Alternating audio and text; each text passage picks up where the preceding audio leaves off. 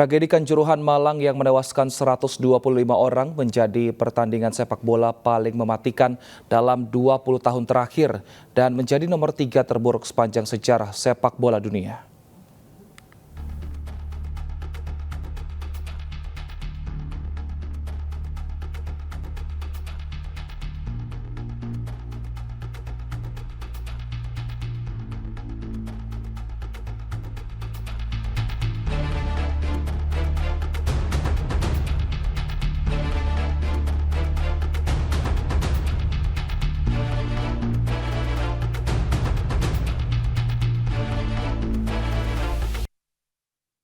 Dan pemirsa, kita sudah terhubung dengan Wakil Koordinator Kontras, Rifanli Anandar. Selamat sore, Pak Rifanli. Mas Wilson. Baik, Pak Rifanli, bagaimana Kontras menyoroti insiden yang menewaskan 125 orang meninggal dunia ini, Pak? Ya, pertama Kontras mengucapkan turut berduka cita yang mendalam karena peristiwa ini harus terjadi. Tetapi di satu sisi yang lain kami juga mengecam atas penyebab peristiwa ini terjadi gitu. Kami mendengar kesaksian langsung dari keluarga korban, dari saksi yang berada di lokasi, bahwa ada pasca penembakan gas air mata itu mengakibatkan penonton panik dan sehingga membuat mereka berlarian ke sana kemari. Ini yang saya rasa patut diberi perhatian. Kenapa mereka polisi atau aparat keamanan ini harus menembakkan gas air mata di dalam stadion. Ini yang kami turut sayangkan dan kecam juga, hingga mengakibatkan desakan, penonton berdesakan, berlarian mencari pintu keluar, tapi di satu sisi yang lain pintu keluarnya juga kecil atau sedikit yang dibuka. Ini yang membuat suasananya makin panik sehingga orang akan berlarian ke sana kemari dan konsekuensinya akan kena satu orang ke orang lainnya.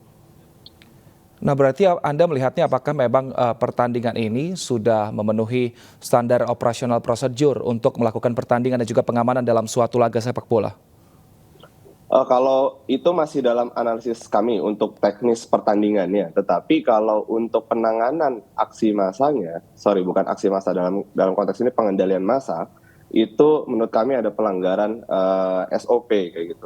Pertama, di Kapolri, peraturan Kapolri, dia punya peraturan Kapolri nomor 1 tahun 2009 itu yang mengatakan penggunaan kekuatan itu harus melalui tahap pencegahan, penghambatan, lalu menghentikan tindakan dengan hati-hati. Selain itu juga di peraturan yang lain, di peraturan standar implementasi hak asasi manusia nomor 8 tahun 2009, dia juga tuh mengatur tentang bagaimana mekanisme penanganan terhadap massa atau individu sesuai dengan prinsip hak asasi manusia.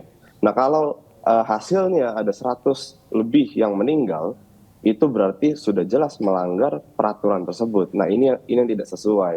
Nah, khawatirnya ini diabaikan, peristiwa ini diabaikan, tapi lebih mencari titik awalnya. Padahal posisinya hari ini ada 127 orang yang meninggal. Ini harus dicari tahu siapa yang bertanggung jawab atas meninggalnya banyak orang seperti ini. Baik, tapi apakah mungkin juga ada kekurangan manpower dari pihak kepolisian sehingga aksi lempar gas air mata ini dilakukan karena berdasarkan kronologi penonton terlebih dahulu yang masuk ke lapangan hijau? Itu tidak bisa dijadikan dalih. Pertama, setiap kumpul seperti ini itu pasti diketahui oleh aparat kepolisian. Kekurangan manpower bukan berarti melegalkan segala bentuk cara untuk menghalau massa atau untuk melakukan penindakan tertentu gitu. Karena harus tetap terukur. Ada asas yang namanya necesitas, ada asas yang namanya proporsionalitas. Dua asas ini itu harus menjadi pegangan bagi Polri dimanapun dia berada. Karena dua asas ini itu akan mengukur sejauh mana dia bisa melangkah. Ada satu lagi asasnya namanya legalitas, untuk mematuhi peraturan-peraturan yang memang menaungi kepolisian, tindak tanduk kepolisian di konteks apapun. Proporsionalitas, necesitas, dan legalitas ini menjadi 3 kunci supaya dia tidak bisa menggunakan dalih apapun untuk bertindak secara sewenang-wenang. gitu. Alasannya apapun, misalkan kelelahan ataukah kekurangan manpower, dia tidak bisa melakukan sesuatu yang berbahaya bagi nyawa manusia. Gitu. Baik, Mas Rifanli, lalu bagaimana ini tanggung jawab kepada para korban ini? Ada korban meninggal dan juga ada korban yang terluka. Rencananya Pemprov Jawa Timur akan memberikan santunan, namun jangan dijawab dulu karena kita akan jeda terlebih dahulu. Pemirsa, tetaplah bersama kami di Breaking News.